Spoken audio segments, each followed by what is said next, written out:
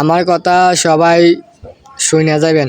ভিডিওটা বেশি বড় হবে না, জাস্ট আমার কিছু কথা হলো, ভিডিওটা সবাই শুনে যাবেন।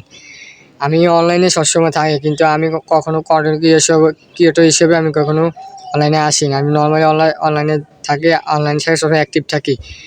আমি যারা দেখেন এই পর্যন্ত এর আগে অপু মামুন উমি অনেকেই এরকম নর্মালি ভিডিও বানাইয়া তারা ভাইরাল হয়েছে, ঠিক আছে। নর্মালি ভিডিও বানাইয়া টিকটক ভিডিও, রিলস ভিডিও, ইউটিউবে নর্মালি ভিডিও বানায় তারা ভাইরাল হয়েছে।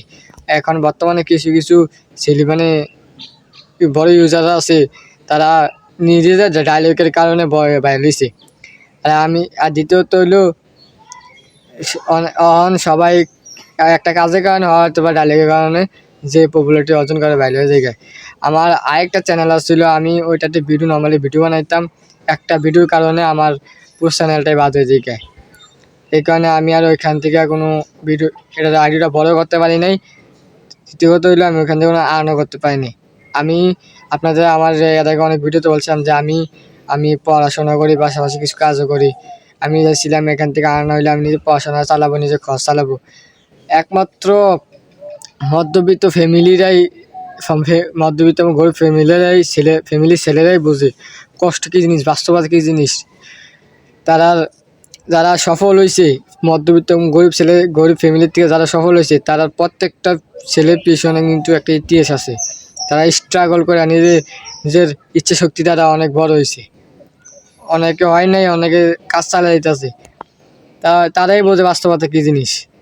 আমি আমার টিকটক, ইনস্টাগ্রাম, ফেসবুক, ইউটিউব সব কিছুই আমার সব পেজ আইডি সব নতুন।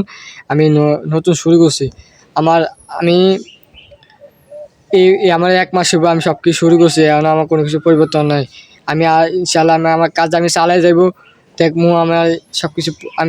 ইনশাল্লাহ আমি সফলতা অর্জন করবো। আপনারা যদি সবসময় আমাকে সাপোর্ট করেন এবং আমার সবসময় পাশে থাকেন, তো ইনশাল্লাহ আমি অনেক বড় হতে পারবো। দ্বিতীয় কথা হইলো যে আমার টিকটকে আমি 3 থেকে 4 মাসে আমি ভিডিও 1 বছরের বেশি ভিডিও ছাড়ি। কারণ 1 বছর না, 27টা মাত্র আমি ভিডিও ছাড়ি।